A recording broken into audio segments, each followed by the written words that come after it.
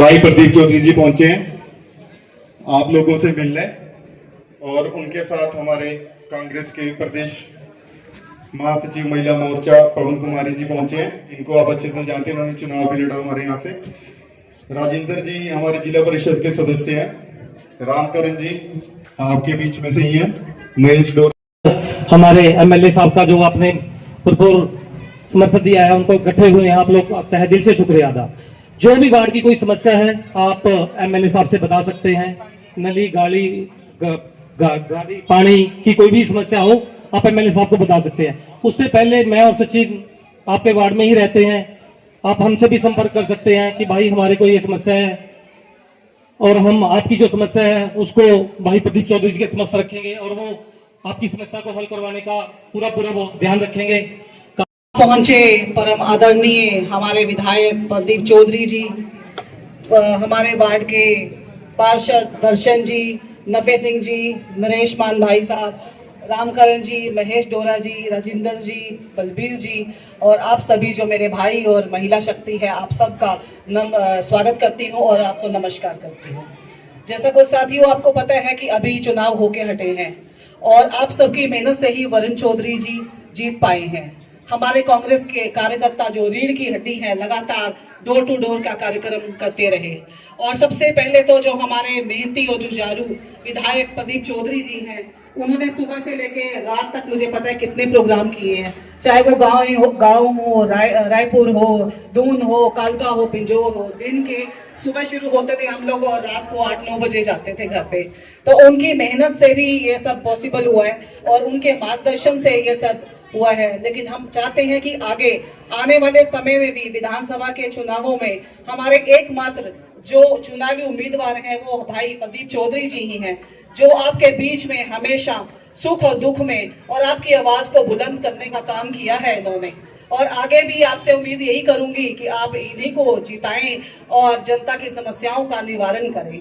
विधानसभा सत्र में इन्होंने हमेशा हमारे मुद्दे उठाए हैं, चाहे वो पानी का हो, स्ट्रीट लाइट का हो, आवारा जानवरों का हो, और कभी धरना प्रदर्शन की जरूरत पड़ी हो तो उन्होंने धरना प्रदर्शन भी बहुत करे हैं। आप देखिए साथियों, 15 करोड़ की ये सड़क जो मल्ला मोड़ से लेके कालका तक, काली माता मंदिर तक बनी है, उसका बुरा हाल है। आज हमारे यहाँ के सीएम यहाँ पर पहुंचे और 2 दिन पहले इन्होंने पैच वर्क का काम किया है, यानी कि सीएम के आने पर पैच वर्क का काम हुआ है। लेकिन ये नहीं कि सड़क बना दी जाए। भी आपके तो रोज ही यहाँ पे कभी काली माता मंदिर में वीआईपी आ रहे हैं, कभी कोई आ रहा है, लेकिन सड़क बनाने का काम नहीं किया जा रहा। हम सब लोगों ने वहां पे शिकायत भी की कि इसमें घोटालाबाजी हुई है, लेकिन उसका कोई भी जवाब नहीं मिला। कहाँ गए वो 15 करोड़? और इस तरह की सड़क बनाई जाती है, 6 महीने में इनके पुल टूट जाते हैं। अमरावती का पुल देख लीजिए, सुखो माजरी का, या कोई भी पुल देख लीजिए, 6 महीने से ऊपर कोई टिकता ही नहीं है। अभी नया ही आप देखिए इंदौर और उसमें दिल्ली में एयरपोर्ट की छत भी पानी बरसने लग गया।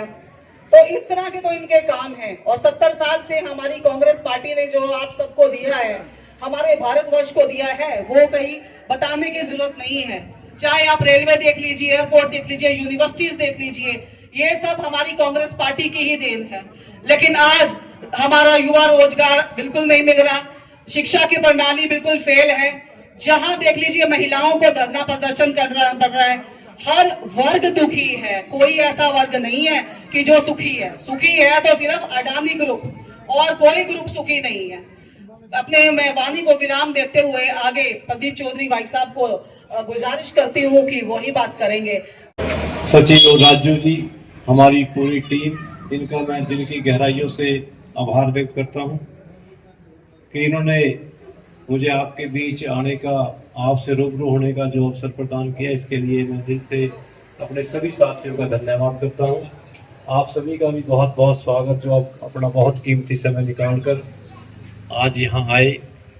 साथियों, जैसा हमारे आदरणीय डिप्टी सेक्रेटरी रहे लोकसभा के श्री रामकृष्ण जी ने, राजू जी ने, पवन कुमारी जी ने जो बातें सचिन ने, राजू ने रखी, दशरथ ने रखे। सबसे पहले हमारे यहाँ जो युवा साथी इतनी तादाद में है, सबसे ज़्यादा 10 साल में अगर बीजेपी ने गुमराह करने का काम किया, इन युवाओं के साथ जो धोखा हुआ, अच्छे दिन दिखाने के लिए 2 करोड़ नौकरियां हर साल देने के लिए। आज 10 साल हो गए सरकार को बने और अगला 11वां साल शुरू हो गया, तो 10 साल में 20 करोड़ नौकरियां देनी थी।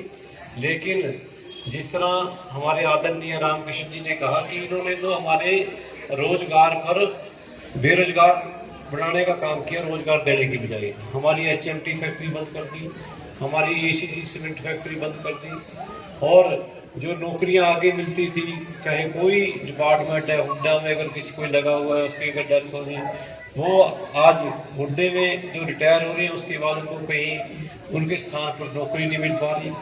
तो सबसे पहले धोखा युवाओं के साथ सरकार ने किया, और सबसे ज़्यादा युवाओं के प्रति हमारी जो आने वाली सरकार कांग्रेस की है, निश्चित रूप से जो आज हालात हैं, जो हमारी 5 सीटें लोकसभा की हरियाणा प्रदेश में आई, उससे आज निश्चित रूप से यह स्पष्ट दिखाई दे रहा है कि आने वाला समय आपके आशीर्वाद से कांग्रेस पार्टी का है। और युवाओं के लिए जो हमारी पार्टी की सोच है, 2 लाख नौकरियां इस समय हरियाणा प्रदेश की खाली पड़ी है। ये कोई झूठ वाली बात नहीं, मतलब कोई वैसे ही कह दिया, इन रिकॉर्ड की बात है कि 2 लाख नौकरियां जो बीजेपी सरकार भर नहीं पा रही, भरना नहीं चाहती, रोजगार कौशल विभाग बना के जो लोगों को गोरा करके 11-11 महीने की नौकरी देने का जो काम कर रही है, उसको, उस रोजगार कौशल विभाग को खत्म किया जाएगा। जो उसमें नौकरियां लगे हुए हैं उनको एडजस्ट किया जाएगा, लेकिन उसके बाद जो नई 2 लाख नौकरियां जो खाली पड़ी हैं उसको भरने का युवाओं के लिए हमारी पार्टी की सोच है कि सबसे पहले वही काम करेंगे। और इस सरकार ने 10 साल में हर वर्ग को गुमराह किया। हरियाणा प्रदेश की अगर बात करें, यहाँ 75 पार का नारा देकर लोगों को गुमराह करने का काम किया कि सरकार तो बीजेपी की फिर बढ़ रही है, लेकिन सीटें आई 40। अब की बार फिर इन्होंने गुमराह किया देश को, 400 सीटें, 400 पार। इनको पता था, और सोशल मीडिया कह रहा था कि 200 से ज़्यादा सीटें बीजेपी की नहीं आएंगी, लेकिन कहीं ना कहीं जो नेशनल लेवल का मीडिया है उसने कहीं ना कहीं फिर गुमराह किया, 400 से ऊपर सीटें दिखा दी उनकी। लेकिन जो वास्तविकता थी और जो सोशल मीडिया था, जब उनका सर्वे दिखाया गया, इंडिया गठबंधन ने, कांग्रेस पार्टी ने, सोशल मीडिया ने कहा कि ये बिल्कुल बकवासबाजी है और सीटें इनकी 200 के आसपास है, 234 सीटें हैं। तो नारा जो था 400 पार का, फिर लोग गुमराह हो गए कि 400 में आएंगी, 300 आ जाएंगी, लोगों में बात चलेगी। लेकिन अब जनता पूरी तरह जागरूक हो चुकी है। इन लोगों ने सभी वर्गों से धोखा किया। अगर हम किसान की बात करें, किसान से धोखा किया, आम आदमी को महंगाई के नाम पर गुमराह किया गया कि हम महंगाई कम कर देंगे, सिलेंडर का दाम कम कर देंगे। लेकिन 430 रुपये का सिलेंडर कांग्रेस के टाइम था, लेकिन आज देख लो आप क्या है। तो हमारी पार्टी की सोच है कि आने वाले समय में अगर कांग्रेस पार्टी की आपके आशीर्वाद सरकार बढ़ेगी तो सिलेंडर जो है 500 रुपये से ज़्यादा नहीं होगा, 500 रुपये से कम होगा। जहाँ जहाँ कांग्रेस पार्टी की समय सरकार है, तेलंगाना में है, कर्नाटक में है, वहाँ सिलेंडर की कीमत कम करने का हमारी पार्टी ने काम, जिस तरह राजस्थान में सरकार थी वहाँ भी कम करने का काम किया। इसी तरह जो सरकार मूलभूत सुविधाएं उपलब्ध नहीं करा पाती, हमारी जिम्मेदारी विपक्ष में है। हमें हरियाणा प्रदेश की जनता ने कांग्रेस पार्टी को विपक्ष की जिम्मेदारी सौंपी। जैसे यहाँ जिक्र भी आया, पीने के पानी की बड़ी समस्या है। हमारे कालका शहर की बात हो, पिंजौर शहर की बात हो, बहुत सा क्षेत्र हमारा ऐसा है जहाँ आज पीने का पानी नहीं उपलब्ध हो पाता। 2-2 दिन पानी नहीं आता, तीसरे दिन भी अगर पानी आता है तो 15-15, 20-20 मिनट पानी आता है। मैंने विधानसभा में यह बात रखी कि हमारे यहाँ पिंजौर कालका के लिए 10-12 ट्यूबवेलों का इंतजाम किया जाए, ताकि लोगों को पीने के पानी, चाहे सर्दी हो चाहे गर्मी हो, हमेशा पानी के पीने की समस्या है। लेकिन ये निकम्मी सरकार अभी तक इस पानी की समस्या का हल नहीं कर पाई। सड़कों की बात आई, सड़कों में इतना भ्रष्टाचार, 15 करोड़ रुपए की, जैसे पवन कुमार जी ने बताया, 15 करोड़ इस सड़क पर लगे, लेकिन सड़क बनती गई और टूटती गई, बड़े बड़े नाले बना दिए। कांग्रेस पार्टी ने, हमारे साथियों ने उसका विरोध भी किया, SDM से मिले, हमने आवाज़ उठाई, लेकिन वो कहीं ना कहीं सत्ता से जुड़े ठेकेदार थे और उन्होंने बिल्कुल परवाह नहीं की। आज उन नालों में पानी ना निकलना तो दूर, वहाँ तो प्लास्टिक के लिफाफे या बहुत बुरे मच्छर, बहुत बुरा हाल उन नालों का है। तो सरकार ने किसी के साथ भी न्याय नहीं किया। अगर कहीं कर्मचारी हो, महिलाएं कर्मचारी हो, अगर अपने हक की बात, आंगनबाड़ी वर्कर हो, किसी भी तरह का अपना अगर प्रदर्शन करना पड़ा, उनको अपने हक की लड़ाई लड़नी पड़ी, महिला पहलवानों को अपने हक की लड़ाई लड़नी पड़ी, उनको डंडे बरसे, किसानों की देखो कितना जुल्म किसानों पर हुआ, 750 किसान शहीद हो गए, फिर जाके वो काले कानून वापस लेने का काम किया। सरपंचों ने अगर कहीं अपने हक की बात करनी चाहिए, सरपंचों पर लाठियां बरसाई गई।